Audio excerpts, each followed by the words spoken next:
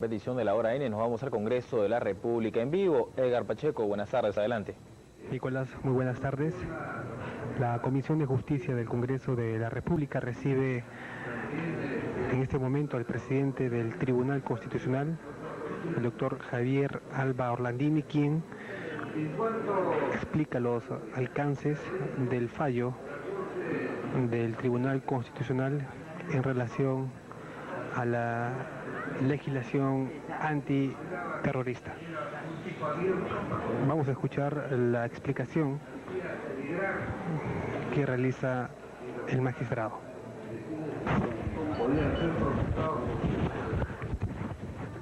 De manera que en esta parte la sentencia establece que debe darse al decreto ley 25475 la interpretación correcta, sin modificar el texto del referido decreto ley. Deroga así, por ser violatorio de la Constitución, el artículo 7º de este decreto ley 27475, el referido a la apología del delito de terrorismo. E igualmente deroga íntegramente el otro decreto ley que se refiere a la apología desde la enseñanza o la docencia. Hemos considerado que existen hechos que nos han persuadido de que la decisión adoptada es la más correcta. El delito de traición a la patria es la repetición de la tipificación penal del delito de terrorismo, con la peculiaridad de que se pretende que este delito, siendo los agentes civiles, pueda ser materia de investigación y de juzgamiento en el fuero privativo militar, que de acuerdo con la Constitución de 1979 estaba reservada únicamente para los militares y los policías en cuanto ellos incurrieran en delitos de función. Inclusive, unos y otros, militares y policías, si perpetraban delitos que no fueran de función, tenían que ser materia de procesos en el fuero común judicial. La apología del delito tiene que ver mucho con la libertad de expresión, de información, de pensamiento. Y hemos considerado que es suficiente la tipificación del delito tal cual está en el numeral 316 del Código Penal, de manera que no se requería de ninguna norma adicional sobre esta materia. En lo que atañe a otros aspectos vinculados a la ejecución de la pena, el Tribunal Constitucional considera que las normas del Código de Ejecución Penal son suficientemente claras y precisas para que ellas rijan la aplicación de la pena para quienes sean condenados por delitos de terrorismo. Hemos cuestionado la constitucionalidad de la cadena perpetua. ¿Por qué? Porque la pena en el derecho penal y en la propia Constitución tiene por objeto que el delincuente que es sentenciado a pena privativa de libertad pueda, dentro de la prisión, merced a la educación y al trabajo, redimido. El penado no debe ser un ser humano, hombre o mujer, que esté segregado de por vida del contexto social, y por lo tanto se considera que, de acuerdo a principios universales recogidos en gran medida por la legislación internacional que regula la Corte Penal Internacional pueda ser objeto de una normatividad legislativa en cuya virtud, después de transcurrido un tiempo, que puede ser 20, 25, 30, 35 años, lo que el Congreso considere conveniente, motive una evaluación de quien ha sido condenado a cadena perpetua para determinar si el régimen carcelario ha producido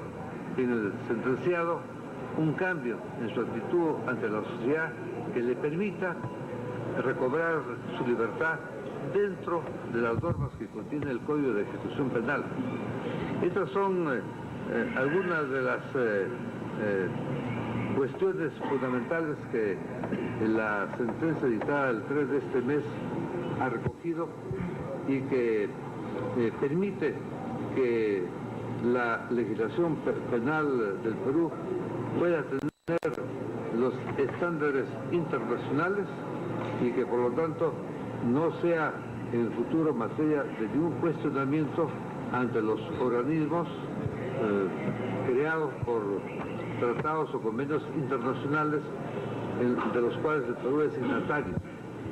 Yo no quiero abundar en mayores detalles porque es preferible tener un diálogo con los señores congresistas y en todo caso el magistrado doctor González Ojeda y quien habla podemos absorber las cuestiones que ustedes juzguen que son convenientes para los efectos de que se pueda dictar la legislación que en concepto del tribunal es indispensable para que se afronte el problema derivado de la aplicación de la sentencia, que es el trasvase de los sentenciados en el fuero penal privativo al fuero del Poder Judicial, de manera que quedamos ambos a las órdenes de la Comisión de Justicia. Gracias, doctor Alba. Le consulto al doctor González Ojeda si prefiere adicionar en este momento algo más o ir a la espera de las preguntas. Con mucho gusto. Han pedido el uso de la palabra los congresistas José Luis Delgado Núñez del Arco y el congresista Mulder hasta el momento. Puede hacer uso de la palabra el congresista José Luis Delgado Núñez del Arco. Primero, quiero agradecer la presencia al presidente del Tribunal Constitucional, doctor Alba, y al doctor Mariel González. La presencia suya es sumamente importante. Yo creo que esta sentencia es histórica.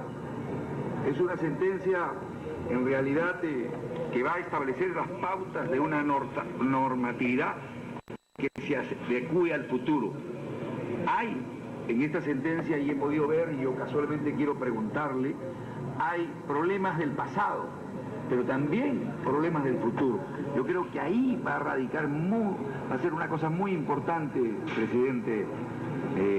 Nosotros queremos, en realidad, que usted señale qué aspectos, por ejemplo, del futuro para la nueva reforma constitucional que estamos colocar, porque yo creo que eso es sumamente interesante. Eso es un aporte. Quisiera preguntarle eso.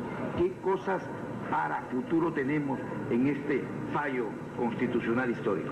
Presidente.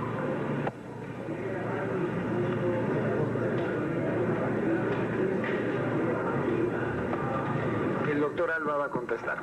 En realidad, los planteamientos que nosotros tenemos como magistrados del tribunal los pusimos hace algunos meses ante la Comisión de Constitución y creemos que el nuevo texto de la Carta Política que está en debate debe preservar la autonomía y la independencia del Tribunal Constitucional, estableciendo que este es el supremo intérprete de la Constitución, como ocurre en los diversos países y como también lo establece la ley orgánica del tribunal.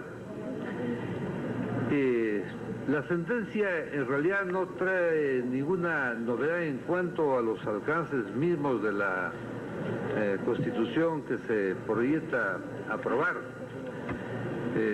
Sin embargo, hemos sugerido en anterior ocasión que el tribunal pueda ser premunido también de la atribución de ser instancia última en cuanto se refiere a los procesos que puedan seguirse contra los magistrados de la Corte Suprema de Justicia por hechos de carácter civil o penal, porque evidentemente ellos mismos no pueden juzgar con imparcialidad a sus pares.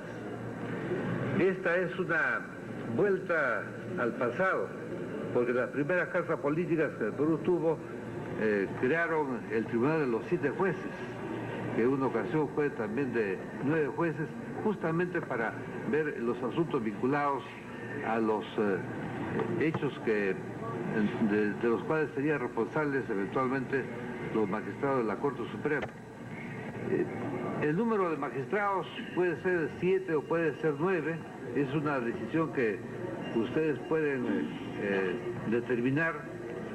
Desde fuera hemos considerado que podían ser 9, desde dentro vemos que 7 pueden ser suficientes, porque la creación de 2 salas está permitiendo agilizar mucho la solución de los problemas vinculados a las acciones de garantía que se inician ante los jueces penales o civiles. Eso va a permitir que el tribunal a mediados de año ya tenga al día su carga procesal, que la recibió muy cuantiosa.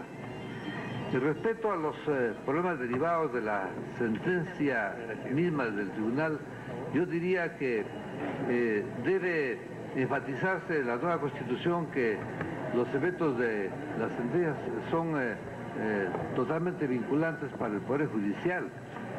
Y lo que sí considero conveniente es que las sentencias no sean publicadas a costa del presupuesto, que es bastante escaso, del tribunal.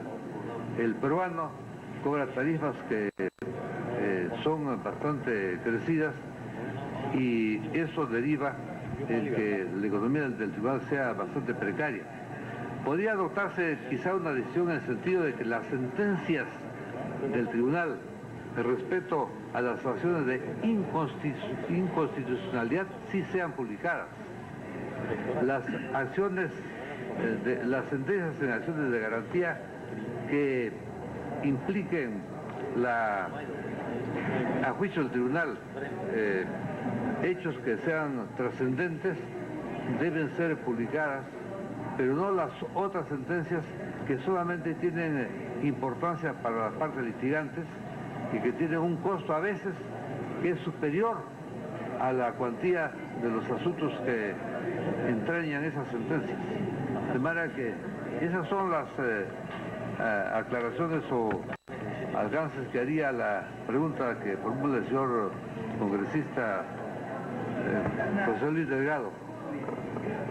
Satisfecho, pero yo quisiera, cuando ustedes, el Tribunal Constitucional ha señalado que los civiles nunca pueden ser juzgados por tribunales militares, con independencia del delito que se trate, solamente autoriza que, tratándose de delitos de traición a la patria, en guerra exterior y terrorismo, dice, se apliquen ciertas disposiciones del Código de Justicia Militar. Yo quisiera ese comentario, presidente.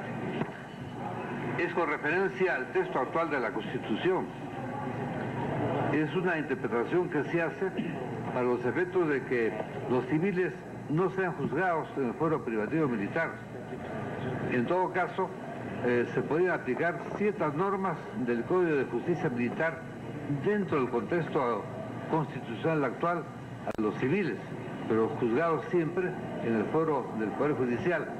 Hacia el futuro, los civiles no deben ser nunca juzgados por el foro privativo militar, salvo que, como parece que contempla el proyecto o anteproyecto de la nueva Constitución, el fuero privativo militar sea parte, dejando lo privativo, el fuero militar sea parte del Poder Judicial, en cuyo caso el asunto podría ser resuelto de manera ya distinta. corresponde la intervención. Bueno, va a adicionar algo más el doctor González Ojeda. La referencia que se hace en la Constitución, gracias señor presidente, la referencia que se hace en la Constitución, o que diga en la sentencia, es una interpretación de la Constitución, inclusive es muy clara la Constitución, una lectura que usted va a dar cuenta que no dice que los civiles sean juzgados por el fuero privativo, lo que dice que pueden ser juzgados con la legislación militar. Esa es la aclaración que estamos haciendo ahí. Gracias, doctor. Es el turno del congresista Mauricio Mulder. No sin antes pedir a los asistentes de la sala guardar un poco de silencio, por favor, para que pudiéramos desarrollar con mayor fluidez y tranquilidad esta sesión extraordinaria. El congresista Mauricio Mulder. Muchas gracias, señor presidente. La célula parlamentaria PRISTA quiere saludar la presencia del doctor Álvaro Andini y del doctor Maldiel González y el talante y el espíritu democrático de su presencia en el Congreso de la República, que se hace en el marco de una invitación que hace la Comisión de Justicia en favor del diálogo entre lo que son poderes distintos, entre lo que es una entidad autónoma, absolutamente libre de cualquier tipo de sujeción y de cualquier tipo de mandato, como es el Tribunal Constitucional, y el Poder Legislativo del Perú, que representa la voluntad popular, y que además grafica en esta reunión el espíritu de lo que nosotros queremos que resulte en función de la solución del problema de fondo, que es el de evitar que el terrorismo vuelva a rebrotar en nuestro país, en el sentido de que con este tipo de diálogo las fuerzas políticas demostrarán que la unidad nacional es el principal elemento de conjunción que el país nos está reclamando. Y yo por eso, presidente, saludo que el ex congresista Javier Álvaro Landini, actual presidente del Tribunal Constitucional, haya expresado palabras de elogio a su propia trayectoria política, porque es obvio que de la lectura de la sentencia esto ha tenido que influir en la medida en que los miembros del Tribunal Constitucional no son personas que están en torres de marfil con libros haciendo exégesis del derecho para la aplicación del mismo, sin considerar la realidad del país y sin considerar las consecuencias de su dictamen. Y bien dice el Tribunal Constitucional en el acápite 229, cuando refiere que este Tribunal Constitucional está en la obligación de prever las consecuencias de sus decisiones y por tanto modular los efectos que sus decisiones generarán en el ordenamiento.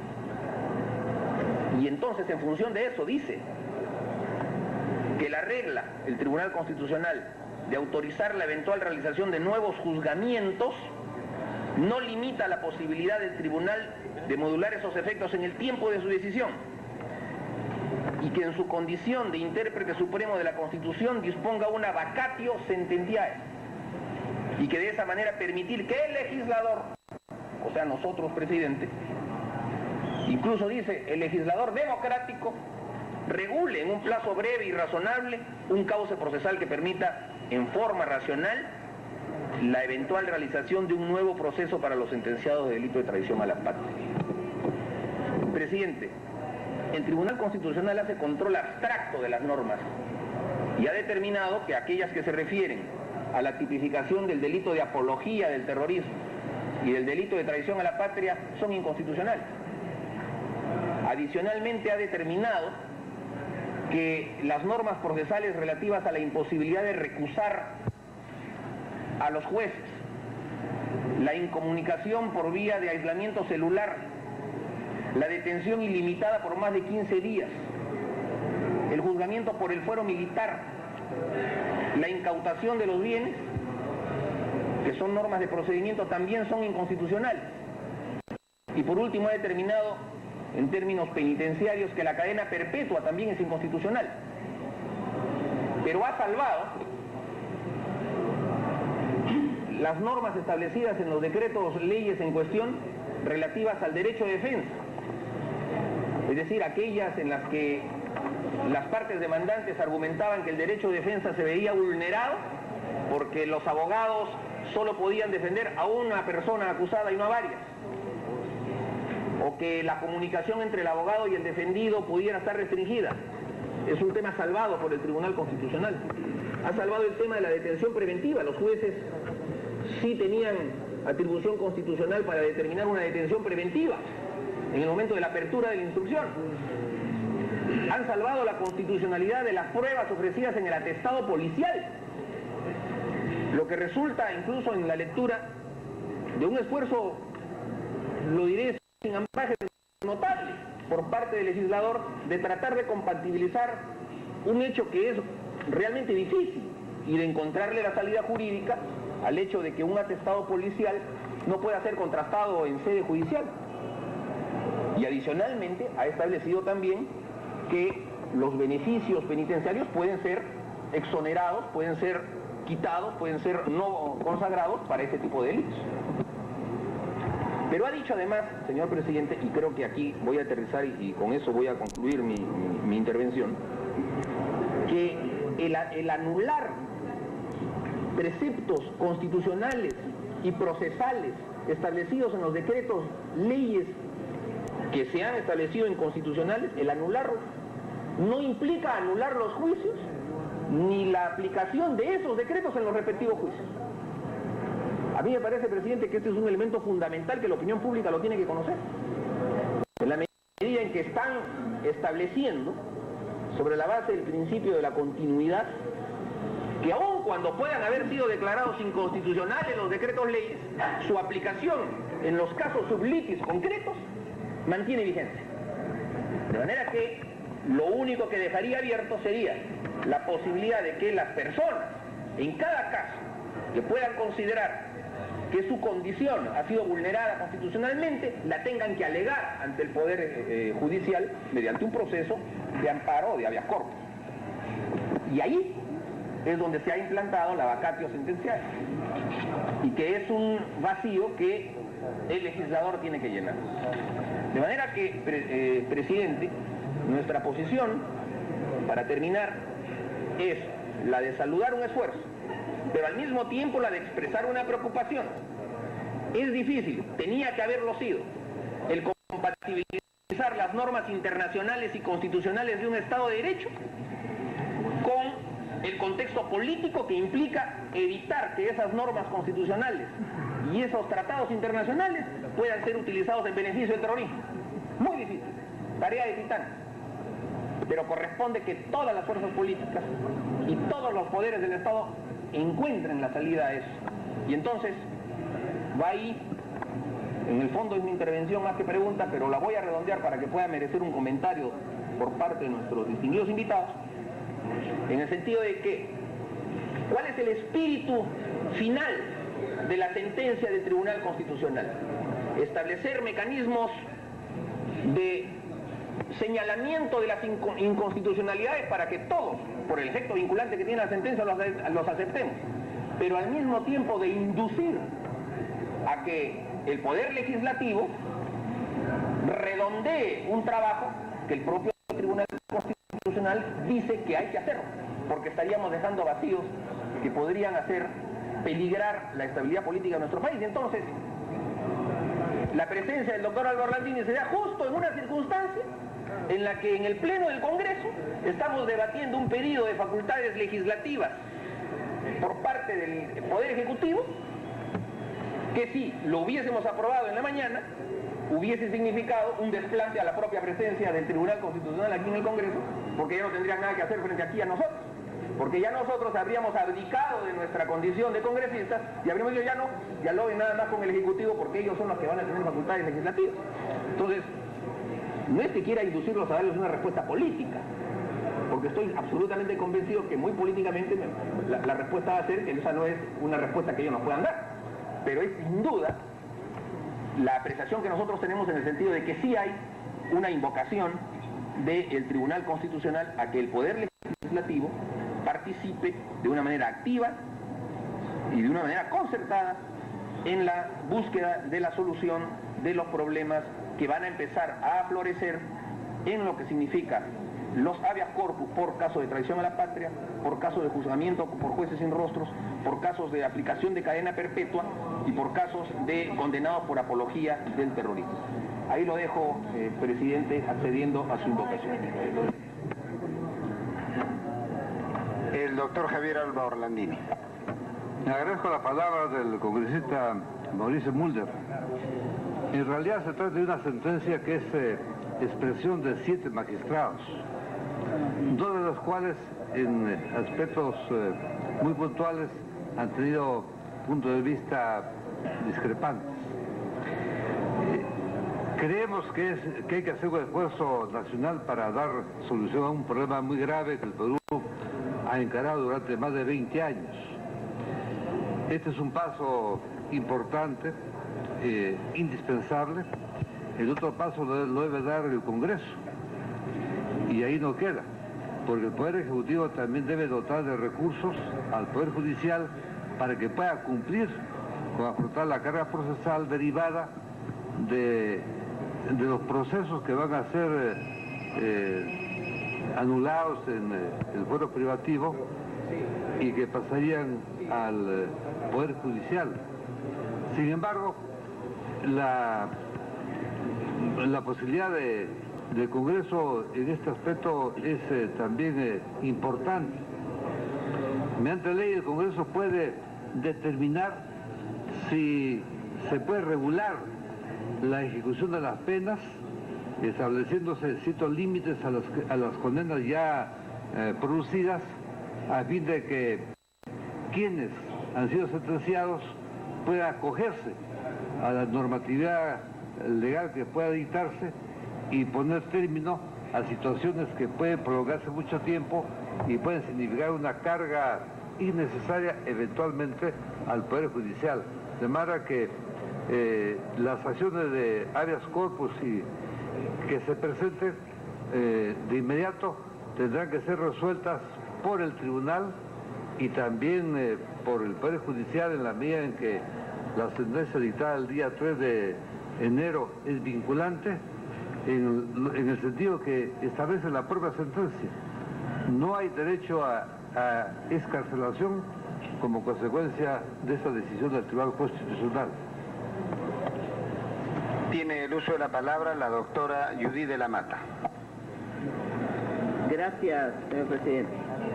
También saludo la presencia del doctor Alba Orlandini y del doctor González Ojeda, y agradeciéndole la atención que ha tenido a esta invitación que le ha hecho la Comisión de Justicia para poder dialogar de este asunto tan importante para la sociedad. En realidad el fallo que ha dado el tribunal podríamos considerarlo histórico, es un fallo histórico. Ustedes han querido adecuar las resoluciones de los organismos internacionales con nuestra realidad, sobre todo adecuar esos procesos que se llevaron a cabo durante la dictadura, en la que se transgredió totalmente la Constitución y las leyes vigentes. Se aprobaron leyes inconstitucionales, conforme ustedes lo han dicho, y que eso lo hemos repetido durante estos 10 años, todos aquellos que de alguna forma estamos vinculados al Poder Judicial, a la defensa. Pero yo, sinceramente, estoy preocupada, doctor Alba Orlandini, por cuanto al declarar la inconstitucionalidad de muchas normas procesales, y se tendría entonces que poner en vigencia, porque automáticamente se pondría en vigencia las normas anteriores, en la que, tanto procesal como las sustantivas, en la que a veces las condenas son menores. Entonces resultaría que en estos momentos muchos aquellos que están en estos momentos con 20, 30 años de condena, quizás les tocaría 10 años, 12 años, y con el 2x1, etcétera, con los beneficios anteriores, ya obtendrían su libertad. Es una preocupación porque yo no sé si hubiera resultado mejor de que ustedes esperasen las sentencias unipersonales que hubieran venido de la Corte Internacional. Yo sé que con esto ustedes han querido solucionar todo el problema que tenemos, pero las sentencias que han venido han sido de 2, 3 y seguramente que han podido seguir viniendo. Yo quisiera eso que me aclaren, disculpen, es una preocupación que tengo, pero digo, quizás hubiera sido mejor que ustedes se hubieran ido pronunciando uno por uno, tal como hubiera venido las sentencias de la Corte Internacional. Porque en estos momentos, al querer solucionar es el todo, en realidad es un problema grande.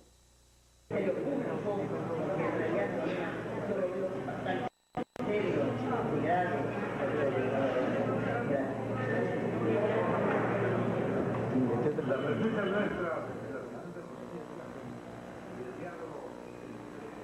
el Tribunal Constitucional y el Congreso son convenientes para establecer los hechos. En primer lugar, el Perú tiene que honrar los compromisos internacionales. Hay tratados que no pueden ser desconocidos. La Convención de San José de Costa Rica ha instado al Estado peruano a adecuar su legislación a estándares internacionales. Hay imprecisión en la tipificación de los delitos de terrorismo y de traición a la patria. Es un principio de la Constitución recogido desde el derecho romano que para que haya delito tiene que haber una ley previa y que ésta tiene que tipificar el hecho punible en forma expresa e inequívoca. La sentencia del tribunal ha sido consecuencia de una demanda planteada y tenía que ser resuelta. Y creo que se ha resuelto de forma oportuna y no tiene ninguna consecuencia dañosa para el país, al contrario, es beneficiosa.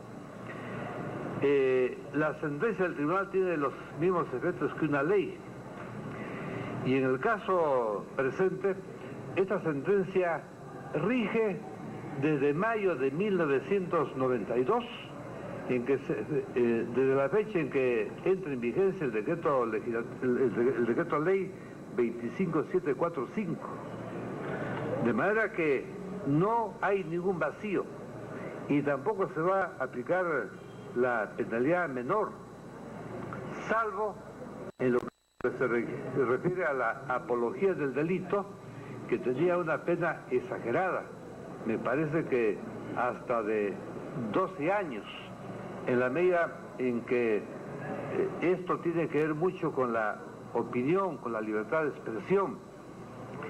La tipificación que contiene el numeral 316 del Código Penal es referida a la apología de quien es autor de un delito por el cual ha sido condenado. En consecuencia, se trata de una figura ya diferente y tiene una penalidad adecuada. En todos los demás casos no se modifica la pena establecida en el decreto legislativo 25475, incluyendo la cadena perpetua que podrá ser modificada por el Congreso en un plazo razonable, y si eso no ocurriera, regiría en concepto del tribunal la posibilidad de que los jueces adecuaran la cadena perpetua a los estándares internacionales, que son de 25 de 30 años después de iniciar la ejecución de la pena. No existe en consecuencia ninguna retroactividad benigna, salvo, repito, en lo que atañe a la tipificación del delito de apología del delito, porque el numeral 316 se refiere no solo a la apología del terrorismo, sino a la apología de cualquier delito hecha por persona que ha sido ya condenada por ese delito. El magistrado González Ojeda quisiera agregar algo más. Bien, es la intervención del presidente del Tribunal Constitucional, Javier Alba Orlandini, y esta es una sesión extraordinaria de la Comisión de Justicia que ha invitado al presidente del tribunal y también al magistrado integrante de este organismo, Magdiel González Ojeda, para que absuelvan inquietudes y expliquen acerca de los alcances del fallo del tribunal respecto a la legislación antiterrorista. Alba Orlandini dijo que la sentencia del tribunal es correcta y que tiene un contenido histórico. Regresamos en instantes desde el Congreso de la República con más información. Adelante en estudios. Una información en vivo del Congreso de la República. El presidente del Tribunal Constitucional, Javier Alba Orlandini, viene brindando ahí una conferencia de prensa. Vamos a verla. Códigos penal, procesal penal, de constitución penal y procesal civil. En todos los casos se designaron comisiones especiales para formular los proyectos, pero el trabajo fue arduo y se trabajó de acuerdo entre el Congreso y el Poder Ejecutivo y el Poder Judicial, y los códigos salieron. Doctor Alba, esta decisión que mañana va a publicar el Tribunal Constitucional alcanza a las acciones de habeas corpus que se puedan presentar en los próximos días, teniendo en cuenta de que se ha hablado tanto de una avalancha de habeas corpus producto del fallo que dio la semana pasada? Yo quisiera decirle que sí, pero no puedo decirle nada, en razón de que no puedo anticipar el criterio sobre un asunto que no ha sido presentado, que puede ser presentado y que eventualmente puede llegar al tribunal. Y como juez yo tendría que el tribunal resolver, de manera que no lo puedo decir ni sí ni no.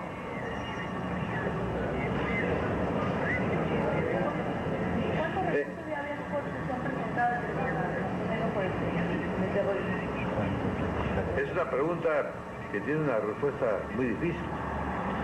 ¿Cuántos recursos de habeas corpus hay en los juzgados? No. Si usted me pregunta cuántos recursos de habeas corpus han llegado al tribunal, yo le podría decir que pueden ser alrededor de 100 o tal vez algo más.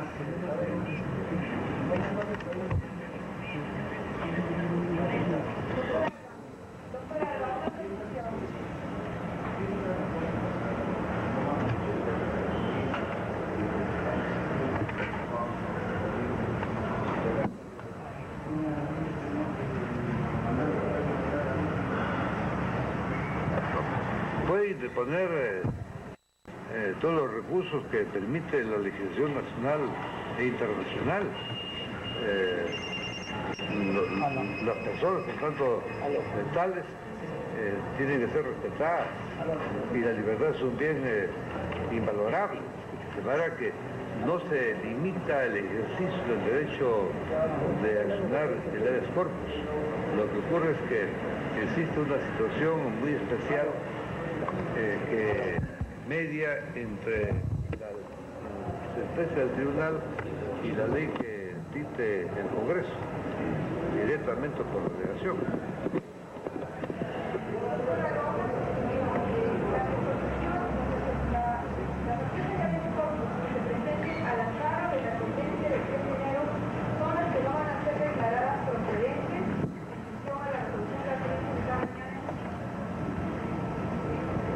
Las acciones de habeas corpus que sean presentadas tendrán que ser resueltas por los jueces de acuerdo con la sentencia del 3 de enero de 2003. Y los jueces que no actúen de acuerdo con esa sentencia estarían incurriendo en prevaricato.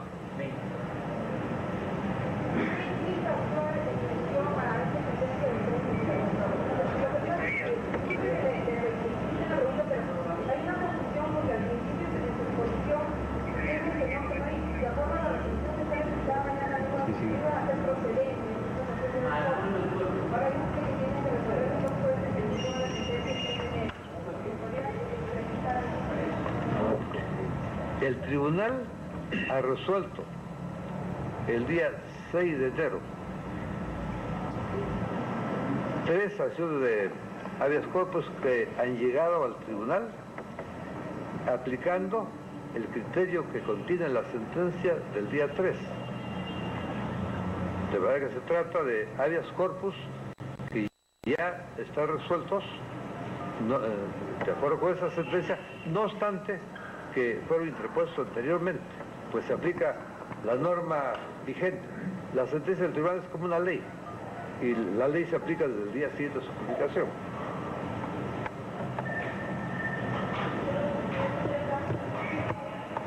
Y van a ser resueltos probablemente otros casos que lleguen al tribunal. Y ya dije antes que habrían 100 o poco más de 100, si son sobre la misma materia, tendrán que ser resueltos también de acuerdo con el criterio que tiene la sentencia del día 3.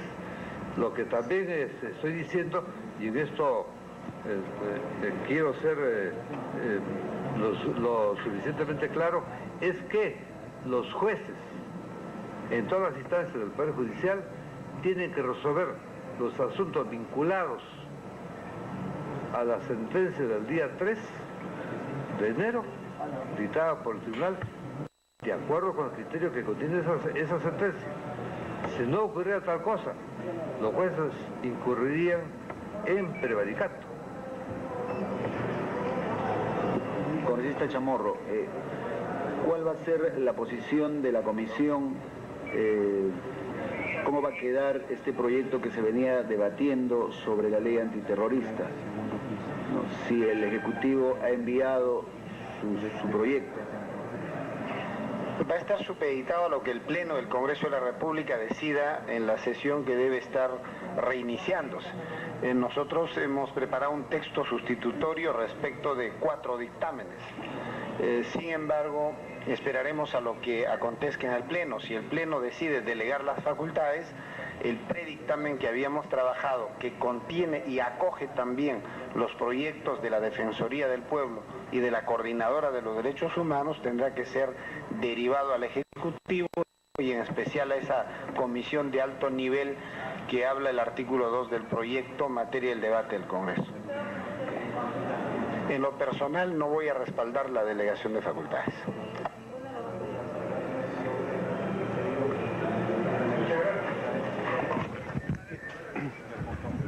Bien, fue la conferencia del presidente del Tribunal Constitucional, Javier Alba Orlandini, tras su presentación ante la Comisión de Justicia. Es la información hasta el momento, adelante en estudios.